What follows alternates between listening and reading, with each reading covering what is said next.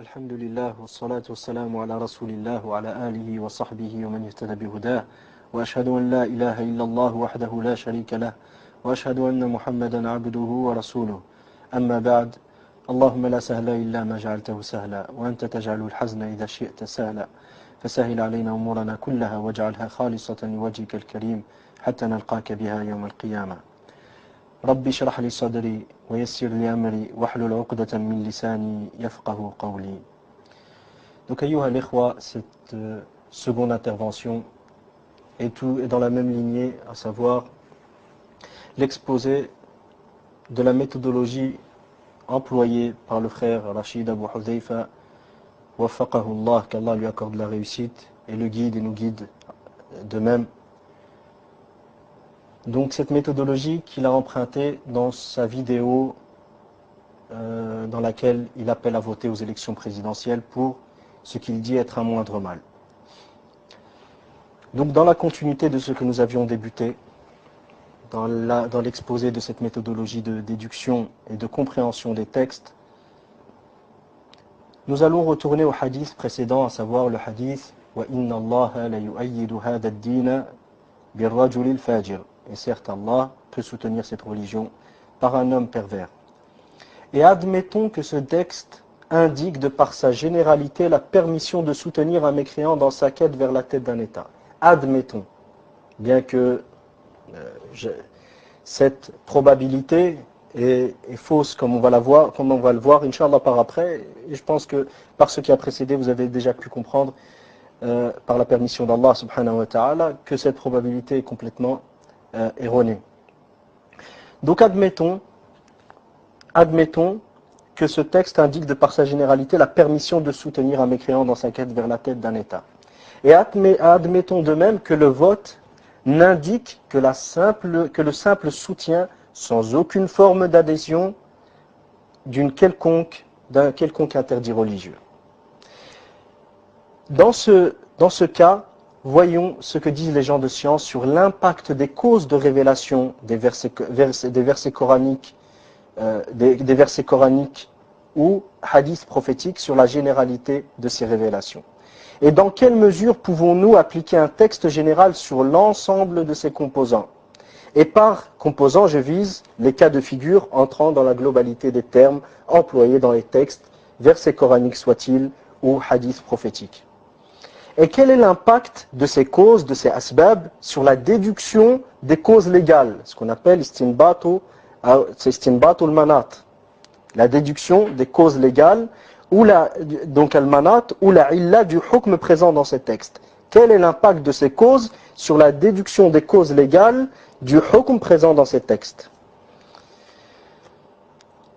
Et j'appellerai, Inch'Allah, cette modeste intervention, le titre sera « Les causes et contextes de révélation et leur effet sur la déduction des statuts légaux ».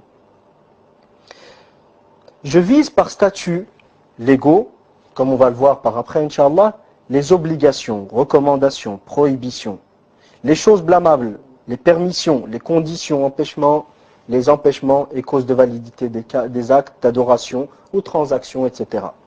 À ce sujet, il faut savoir que la situation qui accompagne, une parenthèse ici avant de continuer, ce modeste écrit est tiré de l'écrit de Cheikh Walid al-Sa'idan sur les effets des causes de révélation sur la généralité des textes, dans son livre sur al-Qawa'id al-Usuliyya, sur les règles d'Usul. Donc à ce sujet, il faut savoir que la situation qui accompagne la cause de révélation est soit mu'athir, donc soit elle a un impact dans le hukm, ou soit elle n'est pas mu'athir, elle n'a pas d'impact sur le hukm.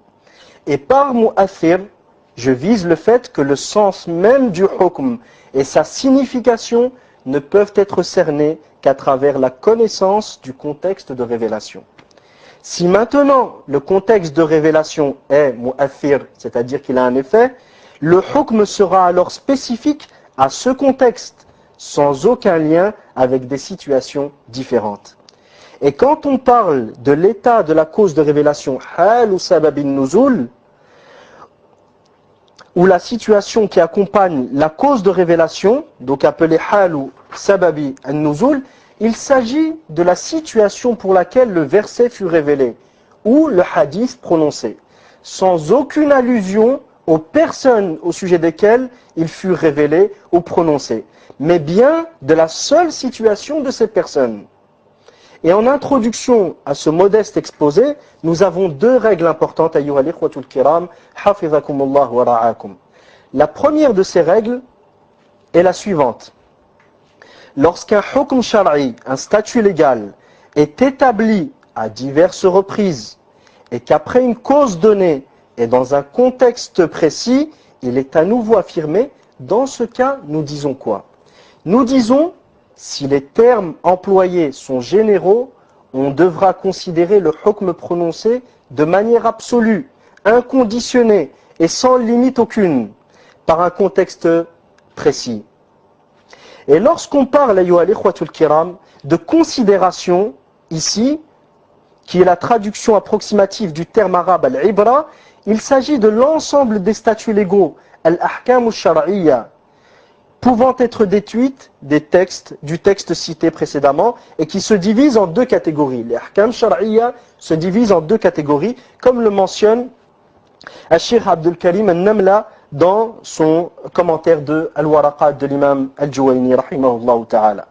Il se divise donc en deux catégories. La première catégorie des ahkam shar'iyya est ce qu'on appelle al-ahkam al-taklifiyya, qui sont au nombre de 5. Le premier, al-wujub, l'obligation. Le second, an-nadbu, la recommandation. Le troisième, al-tahrimu, la prohibition. Le quatrième, al-karaha, la désapprobation. Et le cinquième, al-ibaha, la permission. La seconde catégorie de ahkam shar'iyya est ce qu'on appelle al-ahkam al-wad'iyya, dit conventionnels, qui sont au nombre de 5 de même. Le premier, ash-shartu, la condition. Le second, al-mani'u, l'empêchement. Le troisième, as-sababu, la cause. Le quatrième, al-azima, le hukm de base. Et le cinquième, al-rukhsa, le hukm exceptionnel. Donc comme j'ai dit, pour plus de détails, revoir le Sharh de l'Waraqat de Sheikh Abdul Karim al-Namla ou d'autres ouvrages d'Usul al-Fiqh qui présentent ce sujet. La règle qu'on a citée précédemment, voici un exemple illustrant la règle précédente. Lorsque le prophète sallallahu alayhi wa sallam fut questionné sur le puits de Bouda'a, dans lequel étaient jetés les charognes de chiens et le sang des menstrues, qu'a-t-il répondu? Il dit, sallallahu alayhi wa sallam, al-ma'u tahurun la yunajjisuhu shay'. L'eau est pure et purifiante et rien ne peut la rendre impure. L'eau est pure et purifiante et rien ne peut la rendre impure. Ce hukm, ayyuha al-ikhwatul kiram, comme vous le voyez, fut établi et prononcé après une cause donnée et dans un contexte particulier. La question qu'on pourrait se poser afin d'appliquer cette règle est: quel est l'impact de ce contexte dans la généralité du hukm prononcé? À savoir, quel est ce hukm? À savoir que l'eau est pure et purifiante et que rien ne peut la rendre impure. La réponse, hafizakumullah, est que ni cette cause, ni ce contexte n'affectent la généralité du statut prononcé. Pourquoi? La réponse, parce que la pureté de l'eau et son aptitude à purifier furent affirmées à plusieurs reprises dans d'autres textes sources de loi, tels que la parole d'Allah Ta'ala, wa anzalna minas sama'i ma'an tahura, et du ciel nous fîmes descendre une eau purifiante.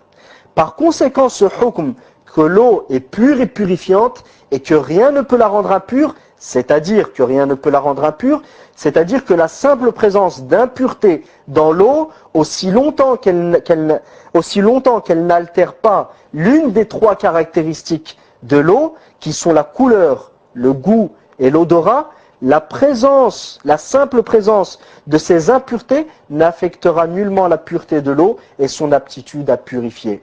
Ce hukm donc n'est pas spécifique à ce puits, ni aux charognes de chiens ou sang des menstrues, mais il englobe toute source d'eau et toute forme d'impureté. Le contexte et la cause n'ont ainsi aucun effet sur la généralité du texte appelé par le contexte et la cause n'ont ainsi aucun effet sur la généralité du texte, cette généralité appelée par les savants de Usul par dilalatul umum ou dalalatul umum. Le hukm, qui est la pureté de l'eau, et de ce fait la purification. Le hukm qui est la permission d'y avoir, non, le hukm qui est la pureté de l'eau, et de ce fait la permission d'y avoir recours pour ses besoins vitaux ainsi que les lavages rituels, al-wudu et al-ghusl, ce hukm est ici une preuve. Donc quand j'ai dit le wudu et le ghusl, c'est entre autres, c'est l'une des formes de lavage rituel. Donc ce hukm qui est la pureté de l'eau et de ce fait la permission d'y avoir recours pour ses besoins vitaux ainsi que les lavages rituels, al-wudu et le ghusl, ce hukm est ici une preuve pour d'autres cas de figure différents de celui de départ. Et ce, aussi longtemps qu'ils entrent, c'est-à-dire que ces cas de figure entrent dans la globalité des termes généraux utilisés, tels, à savoir al-ma, tant qu'ils rentrent dans le nom de eau, de l'ma. Parmi les cas de figure qui n'ont pas été cités dans ce texte explicitement, mais qui entrent d'une manière claire dans la généralité du texte, nous avons la mer, les fleuves, les marécages, etc. Car bien que rapporté dans un contexte donné, ce hadith, ce contexte n'indique pas de spécification du texte, car je le répète, ce hukm fut établi à d'autres reprises dans un contexte différent. Ce hukm a été établi à diverses reprises dans un contexte différent. Voici, ayyuha al-ikhwatul kiram, hafizakumullah, pour ce qui est de cette première règle, dont nous verrons l'importance ainsi que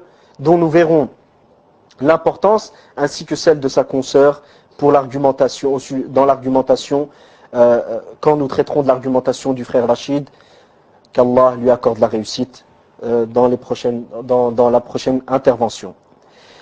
La seconde règle, hafizakumullah, est la suivante. Lorsqu'un hukm shar'i est établi ou révélé après une cause donnée et un contexte défini, et que tous deux, la cause et le contexte, sont présents dans un autre cas, n'empêchèrent pas à l'opposé du hukm d'être prononcé. Ou, deuxièmement, que le hukm se soit limité à ce cas de figure. Et après cette cause, que le hukm se soit limité à ce cas de figure et après cette cause et ce contexte défini. C'est-à-dire que le hukm shar'i fut établi donc ou révélé après une cause donnée dans un contexte défini et que tous deux ont été présents dans un autre cas sans que le hukm ne soit affirmé. Je vais m'expliquer, Inch'Allah. Dans ce cas, bien que les termes soient généraux, la cause et le contexte sont déterminants dans la compréhension du texte qui englobe ce hukm. De sorte à ce que le hukm soit lié à ce contexte qui devient son manat, sa raison d'être. Pour simplifier, je traduis manat par raison d'être ici, pour simplifier la compréhension. Ce manat, ce manat auquel, ce manat dont la présence implique la présence du hukm et l'absence implique l'absence du hukm. Je répète ces deux dernières parties.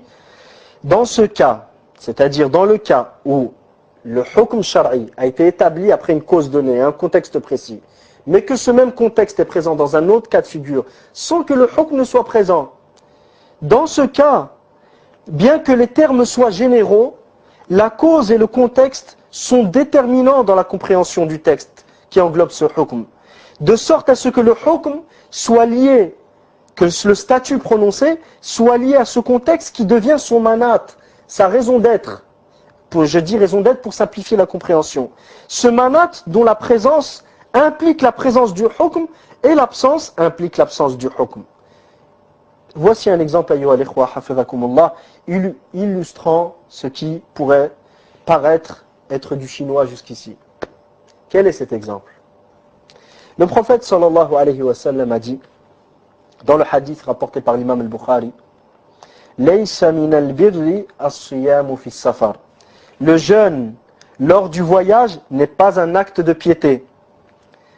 Ce hadith, bien que général dans ses termes, ne peut être considéré dans sa globalité, sans prendre en compte la cause et le contexte dans lequel il fut prononcé. Pourquoi ça? Et comment la règle précédente s'applique-t-elle sur ce cas de figure? C'est ce que nous allons voir, ayyuha al-ikhwa, hafizakumullah. La réponse est que ce même voyage cité dans le hadith, le jeûne pendant le voyage n'est pas un acte de piété. Ce même voyage, ayyuha al-ikhwa, cité dans le hadith, était présent dans d'autres cas de figure sans que le jeûne n'y soit réprouvé. Et plus encore, le prophète sallallahu alayhi wa sallam jeûnait lors de ses voyages et approuvait ses compagnons qui jeûnaient, comme on le voit dans Sahih al-Bukhari et Sahih Muslim. De ce fait, le contexte du hadith, le jeûne en état de voyage ne fait pas partie de la piété, et la raison d'être de cette parole prophétique ne peuvent être détachées de sa signification. Ce qui nous amène, ayyuha al-ikhwa, à chercher le sabab, la cause et le contexte de ce hadith. La question qui se pose et qui s'impose alors, quelle est donc la cause et le contexte du hadith? Quelle est donc la cause de ce hadith et son contexte? La réponse, hafizakumullah, lorsqu'on cherche cette cause, ce faisant, on voit que la cause du hadith est qu'un homme jeûnant lors d'un voyage s'évanouit et devint un fardeau pour ses compagnons qui étaient contraints de lui faire de l'ombre afin qu'il se rafraîchisse et se rétablisse. Comme on le trouve dans Sahih al-Bukhari. Et à la lumière de ce contexte et sur base de la règle précédente, nous comprenons que la vie le plus juste sur la question du jeûne lors d'un voyage dépend de la difficulté rencontrée. Celui qui ne rencontre pas de difficulté, le jeûne lui sera recommandé. Pour des raisons que les fuqaha ont mentionnées, à savoir entre autres l'application de l'ordre d'Allah subhanahu wa ta'ala, deuxièmement que ceci est plus proche de la précaution car il ne sait pas s'il va vivre dans le futur ou non pour pouvoir le rattraper, et autres que vous pouvez retrouver dans par exemple Sharh Umdat al-Ahkam de Cheikh Abdullah Ali Bassam rahimahullah ta'ala. Donc celui qui ne rencontre pas de difficulté, le jeûne lui sera recommandé. Quant à ceux pour lesquels le jeûne est difficile, il sera préférable pour eux de ne pas jeûner. Par ce procédé, tous les textes sur la question s'accordent et aucune contradiction ne subsiste et par la grâce d'Allah, la réussite est accordée. Cet exemple, ayyuha al-ikhwatul kiram, illustratif nous montre l'importance de connaître le contexte afin de comprendre les textes et définir ainsi le hukm shar'i sur base de son réel manat, de sa réelle cause légale pour laquelle il a été présent. Après avoir vu cet exemple, nous allons voir un autre exemple illustrant cette même règle.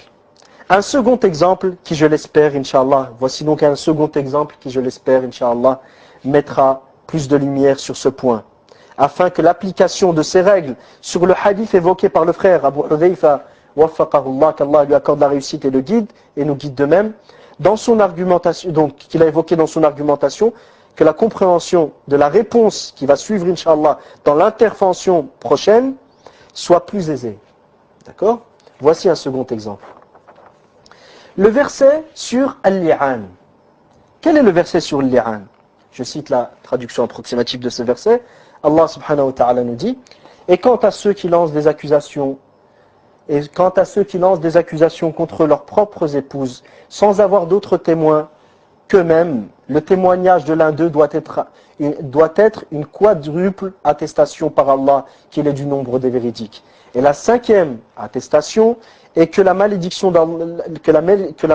d'Allah tombe sur lui s'il est du nombre des menteurs. Et on ne lui infligera pas le châtiment, c'est-à-dire à la femme, on ne lui infligera pas le châtiment de la lapidation si elle atteste 4 fois par Allah qu'il, son mari, est certainement du nombre des menteurs. Et la cinquième attestation est que la colère d'Allah soit sur elle s'il était du nombre des véridiques. Ce verset, ayyuha al-ikhwatul kiram, fut révélé dans un contexte donné et après une cause précise. Ainsi, dans Sahih Muslim, il est rapporté que le verset fut révélé sur un sahabi du nom de Uwaymir al-Ajlani, qui était marié à une femme qu'il a vu commettre la fornication et l'adultère sans qu'il y ait de témoins en sa compagnie. Ainsi, quiconque se retrouve dans une situation semblable à celle de Uwaymir, qu'Allah nous en préserve, sera concerné par ce verset, car la cause de révélation est déterminante et a un effet sur le hukm légal. Et du fait que ce hukm ne fut affirmé, pourquoi il est spécifique, ce verset il est spécifique à ce cas de figure? Du fait que ce hukm, ne fut affirmé, que dans ce contexte et dans aucun autre, il ne peut être appliqué que dans ce même contexte, à savoir celui qui trouve sa femme en compagnie d'un homme et qui n'a pas d'autre témoin. Et dans aucun autre. C'est pourquoi, ayyuha al-ikhwatul kiram, hafizakumullah wa ra'akum wa baraka fi sa'ikum, et qu'Allah vous récompense pour votre recherche de la science. Et rappelez-vous du hadith rapporté par l'imam al-Bukhari, où le prophète sallallahu alayhi wa sallam dit: وَمَنْ سَلَكَ طَرِيقًا يَلْتَمِسُ فِيهِ عِلْمًا سَهَّلَ اللَّهُ لَهُ بِهِ طَرِيقًا إِلَى الْجَنَّةِ. Celui qui emprunte un chemin pour apprendre la science, Allah lui facilitera par ce chemin qu'il a emprunté pour apprendre la science, un chemin vers le paradis. Et comme il dit Ibn Rajab rahimahullah en commentaire de ce hadith, celui qui emprunte un chemin vers la science, c'est aussi bien au sens propre qu'au sens figuré. Au sens propre, au sens où il a réellement marché vers les assemblées de sciences. Et au sens figuré, c'est celui qui lit les livres, qui apprend, qui révise. Et entre autres, ce que vous êtes en train de faire lorsque vous essayez de comprendre la religion d'Allah subhanahu wa ta'ala. Celui-ci, Allah lui facilite un chemin, par ce chemin qu'il a suivi, par ce sabab, par cet effort qu'il a fait, qui est très très dur pour le nafs. Comme disaient les anciens, celui qui ne patiente pas face à l'humiliation de l'apprentissage pendant 1 heure de sa vie, il goûtera tout au long de sa vie à l'amertume de l'ignorance. L'amertume de l'ignorance. Qu'Allah nous en préserve. Donc ce que vous êtes en train de faire aujourd'hui, regardez la récompense. Ibn Rajab rahimahullah dit ensuite, et la parole du prophète sallallahu alayhi wa sallam, Allah lui facilite par ce chemin qu'il a pris, un chemin vers le paradis, c'est aussi bien au sens propre qu'au sens figuré. Yawm al-Qiyamah, un jour qui sera dur à supporter, qu'Allah nous en préserve. Un jour où tu verras les gens tels ivres, mais ils ne seront pas ivres, mais ce sera le châtiment d'Allah qui sera terrible. Un jour où la femme enceinte accouchera de son enfant. Un jour où tu verras les gens, la mère délaisser son enfant. Ce jour-là, Allah te facilitera un chemin vers le paradis. Tu marcheras dans la sérénité et la tranquillité. Pourquoi? Parce que tu as emprunté un chemin qui était difficile en ce bas monde et que très peu empruntent à se voir le chemin de l'héritage des prophètes. Alayhimus salatu wassalam. Les prophètes n'ont laissé ni dirham ni dinar en héritage, mais ils ont laissé cette science. Et celui qui prend cette science, il aura obtenu un grand gain qui a une valeur inestimable. Comme disait Hafiz al-Hakami rahimahullah, Ya talib al-ilmi la tabghi bihi badala, faqad dhafirta wa rabbil louhi wal qalami. Ô étudiant des sciences religieuses, ne délaisse rien, n'abandonne cette science pour rien au monde. Faqad dhafirta wa rabbil louhi wal qalami. Par le Seigneur de la plume, par le Seigneur de la planche gardée et de la plume, tu as tout gagné.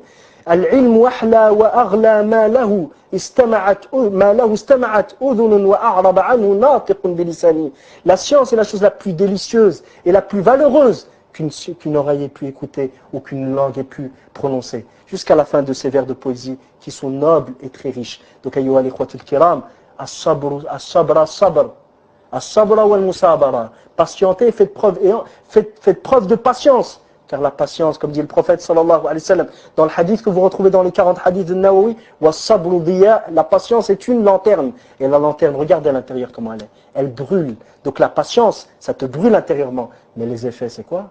C'est que ça illumine ton chemin dans ta vie. Tu y verras plus clair. Tu sauras répondre aux ambiguïtés. Tu sauras comprendre, avant tout, l'objectif d'Allah, subhanahu wa ta'ala, ton maître et Seigneur, et l'objectif de son messager. Alayhi afdalu salati wa ahsanu taslim. Tu comprendras ce qu'Allah t'a dit. Tu auras une véritable relation avec Allah, subhanahu wa ta'ala. Tu comprendras ce qu'Allah te dit quand tu liras le Coran, les hadiths du prophète, sallallahu alayhi wa sallam, les paroles des fuqaha, les paroles des savants de la Ummah. Tu comprendras. Tu verras les choses clairement. Tu auras une basira, une clairvoyance par laquelle tu verras les choses comme elles le sont. Et comme disait Ibn Taymiyyah, rahimahullah ta'ala, celui qui ne connaît pas les bases de l'argumentation, les bases de la compréhension, n'a pas le droit à la parole dans la religion d'Allah. Celui qui ne connaît pas usul al-fiqh n'a pas le droit à la parole dans la religion d'Allah, car il va falsifier la religion d'Allah Allah, qu'Allah nous préserve de ceux qui falsifient sa religion et qu'Allah guide nos frères qui cherchent à faire le bien et qui sont comme on les considère en apparence. Et seul Allah sait la fin de chacun, la fin de vie de chacun. Et seul Allah subhanahu wa ta'ala sait le fond caché de chacun, comme on les considère sincères, qu'Allah subhanahu wa ta'ala les guide. Et nos paroles, mes paroles, bien qu'elles peuvent paraître dans certains cas de figure dures et qu'elles portent une certaine dureté, wallah, thumma wallah, que derrière, incha'Allah ta'ala, je l'espère, wala uzaki nafsi, je l'espère, incha'Allah, j'espère cela d'Allah. Allah subhanahu wa ta'ala yarzuqana ar-rahmata bil khalqi, qu'Allah nous accorde la compassion vers les créatures. Comme disait Cheikh l'Islam Ibn Taymiyyah, rahimahullah, Ahl sunnati wal jama'a, a'lamu an-nasi bil khalqi, wa a'lamu an-nasi bil haqqi, wa arhamuhum bil khalq. Ahl sunna wal jama'a sont ceux qui ont le plus de connaissances sur la vérité, qui connaissent le plus la vérité et qui sont les plus compatissants envers les créatures. Qu'Allah subhanahu wa ta'ala nous fasse de ces personnes-là. Donc celui qui suit ce chemin vers la science, quelle est sa récompense? Le jour du jugement, un jour terrible, un jour pour lequel on doit se préparer tout au long de notre vie. Ce jour-là, tu marcheras avec sérénité jusqu'à arriver. Tu marcheras avec sérénité en voyant les gens dans les peines et les difficultés dans lesquelles ils sont, jusqu'à entrer au paradis. Allah te facilitera les choses et tu marcheras avec une facilité qui te provient de qui? De ton maître et Seigneur, Allah tabaraka wa ta'ala. Inna kunna nad'uhu min qabl, innahu al-barru rahim. Certes, nous l'invoquions auparavant, il est le bienfaisant et le tout miséricordieux. Allah est le bienfaisant, il te facilitera les choses. Par quoi? Par sa bonté, non pas par ce qu'on mérite, non. Réellement, nous, qu'est-ce qu'on mérite? On ne mérite rien d'Allah. Comme dit le prophète sallallahu alayhi wa sallam dans Sahih al-Bukhari, il dit لو أن الله عذب أهل السماوات والأرض ما لعذبهم ولم يظلمهم أو كما قال النبي صلى الله عليه وسلم وليس ظالما لهم ولم يكن ظالما لهم. Si Allah châtiait les habitants des cieux et de la terre, il les aurait châtiés sans être injuste envers eux. Si Allah nous châtiait, nous mettait en enfer, il ne serait pas injuste envers nous. C'est pour ça qu'on demande à Allah et on l'implore d'agir envers nous en fonction de quoi? Selon ce qu'il mérite, pas selon ce qu'on mérite. Selon sa rahma, pas selon sa justice. Qu'Allah nous préserve de nous juger selon sa justice. Sinon on est mené vers la perdition. Qu'Allah nous accorde sa rahma, qu'Allah nous accorde sa rahma, qu'Allah nous accorde sa rahma. Donc ce jour-là, Allah subhanahu wa ta'ala te facilitera le chemin vers le paradis. Et Ibn Rajab dit, le chemin facilité vers le paradis est aussi au sens figuré. C'est-à-dire qu'à chaque fois que tu apprends une science, et que tu la mets en pratique, Allah te donne en récompense une autre science que tu mettras en pratique, et ainsi de suite, tu ne cesseras de voguer sur les rives de la guidée jusqu'à arriver à quoi? Au lieu pour lequel tu as réellement été créé. Tu n'as pas été créé pour vivre en ce bas monde. Tu as été créé pour l'au-delà. Tu as été créé pour un bonheur éternel au paradis, auprès d'Allah, ton Créateur. Allah tabaraka wa ta'ala. Retournons donc, incha'Allah, au commentaire à ce que l'imam Malik rahimahullah dit au sujet de Al-Li'an. C'est pourquoi, ayyuha al-ikhwatul kiram, c'est pourquoi l'avis de l'imam Malik, rapporté par Ibn Abd al-Barr dans At-Tamhid, par Ibn Abd al-Barr rahimahullah dans At-Tamhid, est que le seul cas où le hukm du verset est d'application est celui où l'homme dit avoir vu sa femme ou qu'il rejette l'enfant et refuse de reconnaître la paternité de l'enfant. C'est le seul cas de figure où le hukm, ce verset est appliqué. D'accord? Pourquoi le refus de paternité malgré qu'il n'a pas été mentionné? Ceci car le refus de paternité est encore plus clair dans l'accusation d'un réel fait de zina que la simple affirmation d'avoir vu sa femme en compagnie d'un homme commettre l'adultère. Donc, étant donné qu'il est encore plus clair dans l'indication, il prend le hukm, il reçoit le même hukm que ce qui a été mentionné dans le verset et qui fut présent dans la cause de révélation. Donc, ayyuha al-ikhwatul kiram, celui qui ne prétend pas avoir vu sa femme commettre l'adultère, ou pire, refuse de reconnaître, celui qui ne prétend pas avoir vu sa femme commettre l'adultère, ou pire, refuse de reconnaître son enfant, sera celui qui prétend avoir vu sa femme commettre l'adultère, ou pire, refuse de reconnaître son enfant, sera concerné par ce verset, comme le dit l'imam Malik rahimahullah. Et ce, car la cause de révélation et la situation de Uwaymir al-Ajlani a un impact sur la généralité du texte. Elle est donc primordiale. Quant à celui qui accuse sa femme ou l'insulte de Zania sans prétendre l'avoir vue en plein acte, d'adultère, celui-ci ne sera pas concerné par ce verset. Mais il sera concerné par le verset qui a été cité juste avant, dans Surat An-Nur, et ceux qui lancent des accusations, dans la traduction approximative, et ceux qui lancent des accusations contre les femmes chastes, sans produire par la suite 4 témoins, fouettez-les de 80 coups de fouet. Fouettez-les de 80 coups de fouet. D'accord ? Ici, pourquoi ? Pourquoi le hukm est spécifique à ce cas de figure ? Car ce hukm a été établi dans ce seul cas de figure et dans aucun autre cas de figure en application de la règle qu'on a citée précédemment. Le troisième exemple, ayyuha al-ikhwatul kiram, hafizakumullah wa ra'akum. Le troisième exemple est le verset concernant az-zihar. Az-zihar. On va voir qu'est-ce que le zihar. De Surat 58, Surat al-Mujadala, versets 2 et 3. Allah subhanahu wa ta'ala nous dit وَالَّذِينَ يُظَاهِرُونَ مِنْكُمْ مِنْ نِسَائِهِمْ مَا هُنَّ أُمَّهَاتُهُمْ إِنْ أُمَّهَاتُهُمْ إِلَّا اللَّائِي وَلَدْنَهُمْ. Ceux d'entre vous qui souhaitent répudier leurs femmes, en déclarant qu'elles sont pour eux comme le dos de leur mère. Ceux qui disent à leurs femmes qu'elles sont pour eux comme le dos de leur mère. Alors qu'elles ne sont nullement leur mère, car ils n'ont pour mère que celle qu'ils ont enfantée. Puis Allah subhanahu wa ta'ala nous dit dans la traduction, donc je cite la traduction approximative directement, ils prononcent certes une parole blâmable et mensongère. Allah cependant est indulgent et pardonneur.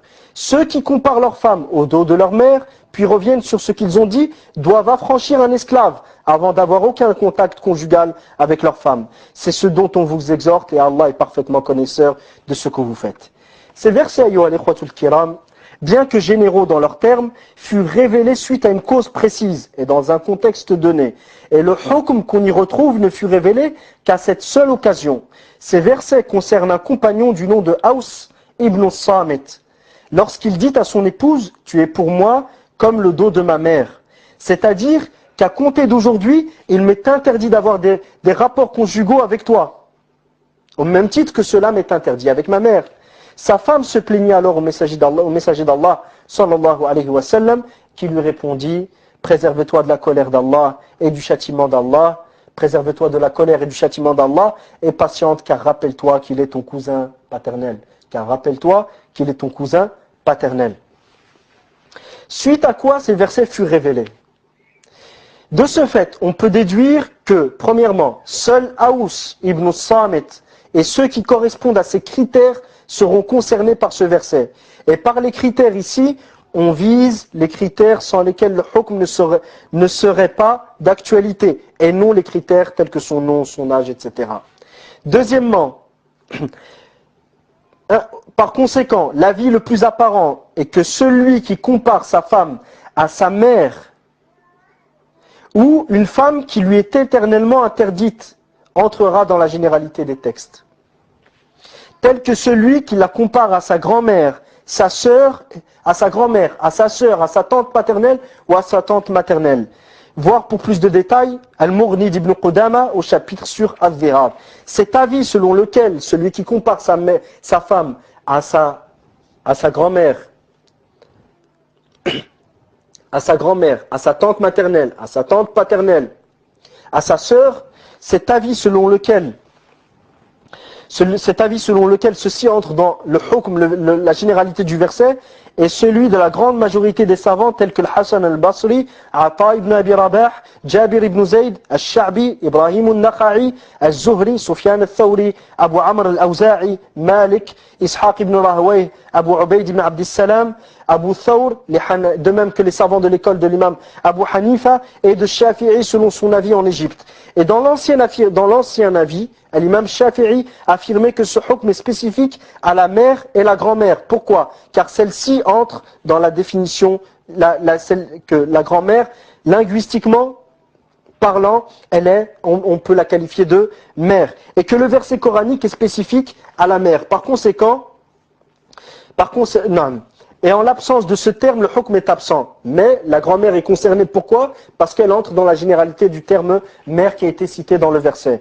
Quant à Ibn Qudama, rahimahullah, il généralise ce hukm pour y inclure toutes les femmes interdites à vie à l'homme. Ceci en raison du fait qu'elles sont semblables à la mère en 2 points. Le premier, al-qaraba, le lien familial, et le second, al-tahrim al-abadi, l'interdiction à vie. Le hukm ne peut donc être différent de celui cité dans le verset en raison du fait que la charia ne fait pas de distinction entre 2 choses totalement semblables, ou plus précisément entre 2 choses qui sont tous deux similaires dans les éléments en raison desquels le hukm fut établi. Ce qui est à retenir, ayyuhal ikhwatul kiram, ici, est que les savants ne divergèrent nullement, retenez bien ce point, les savants ne divergèrent nullement sur l'impact de la cause de révélation sur le hukm déduit de ce texte. Mais leur divergence porta seulement sur le fait de se limiter aux mots cités ou d'élargir le champ d'application pour y introduire les cas qui sont similaires à ces mots-là dans la cause légale déduite du hukm.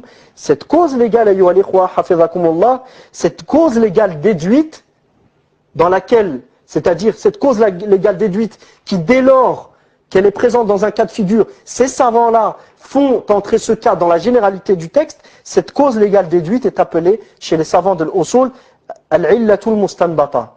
D'accord? Elle est appelée al-illa al-mustanbata. Puis ces mêmes savants divergèrent une seconde fois sur les types qu'on peut y inclure, c'est-à-dire les catégories qu'on peut inclure selon leur degré de similitude avec le cas principal. Donc certains ont dit que à partir du moment où le cas de figure rejoint le cas principal dans la cause déduite, à ce moment-là, il entre dedans. D'autres, tels que Shafi'i, dans son ancien avis sur lequel il est revenu, disaient qu'on doit se limiter aux termes cités. D'accord. Ces mêmes savants qui ont été d'accord pour le fait qu'à partir du moment, sur le fait qu'on peut inclure de nouveaux cas dans la généralité du texte aussi longtemps que ce nouveau cas présente une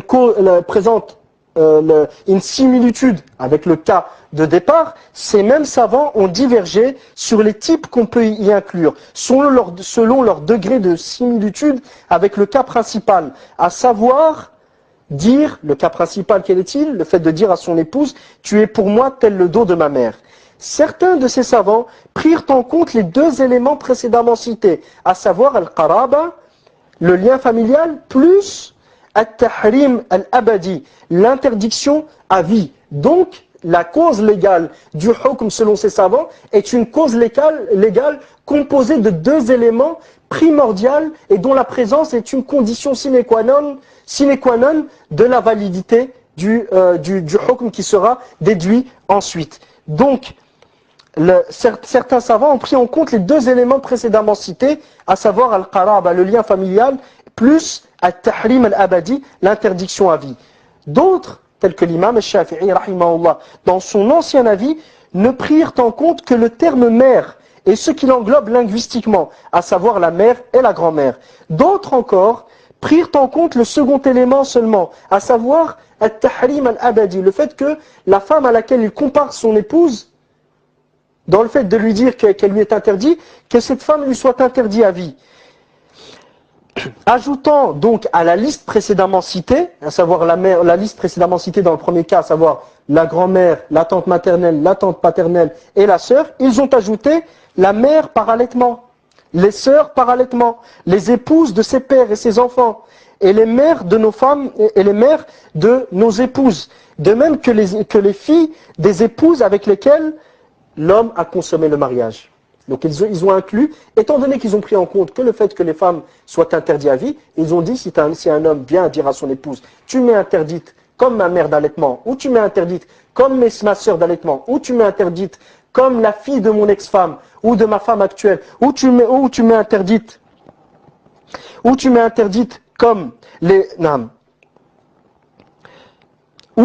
interdite comme les filles, les filles de mes épouses.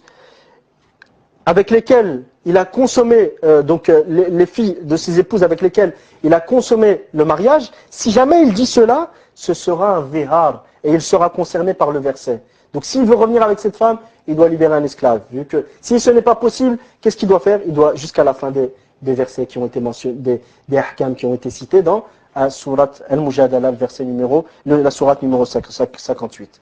Et Ibn Qudama, rahimahullah, dit au sujet de ce cas, à savoir le fait de prendre en compte at-tahrim al-abadi, le simple fait que la femme à laquelle il compare son épouse dans l'interdiction lui soit interdite à vie, il dit au sujet de ce cas qu'il entre dans la généralité du verset. Et la divergence à son sujet est semblable à celle citée au sujet de la tante et de la sœur, etc. C'est-à-dire que la grande majorité des savants sont d'avis que entre dans la globalité du texte les femmes qui lui sont interdites à vie. Pourquoi? Car il y a une similitude claire et apparente entre le cas de départ et le cas et le second cas, à savoir la mère d'allaitement, etc. Après cet exemple, ayyuha al-ikhwatul kiram, hafizakumullah wa ra'akum wa baraka fi sa'ikum,